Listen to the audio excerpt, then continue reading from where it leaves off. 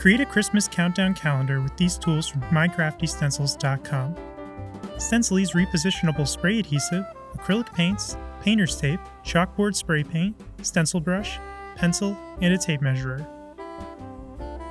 First, line the stencil up in the corner of the project, then measure from the side and top of the stencil. Split the difference and mark the halfway point along the top and edges with a pencil. Line the stencil up with the marks and lightly trace the stencil edges. Use painter's tape to mask off the edges of the stencil. After masking off the edges, use Krylon chalkboard spray paint at the center. Peel off the painter's tape and let the paint cure and dry. Now prepare your stencil.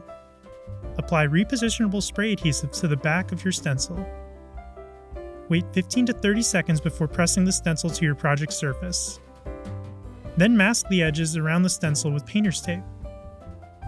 Prepare some paint on a paper plate, then get a piece of paper towel and a stencil brush. Swirl paint into your stencil brush before swirling the excess onto paper towel. Load more paint into the bristles, then swirl off the excess until the brush is almost dry to the touch. Swirl paint through the stencil design with light pressure. This should be a very light coat of paint.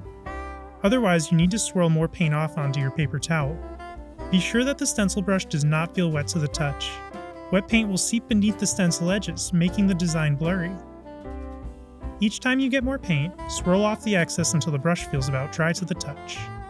Keep an eye on how much paint comes off the brush as you go. If there's too much paint, swirl off more onto paper towel. The dry brush technique prevents paint from building raised edges around the stencil design. After 3 light coats of paint, we are ready to change colors. Use painter's tape to mask off the berries of the holly bunches.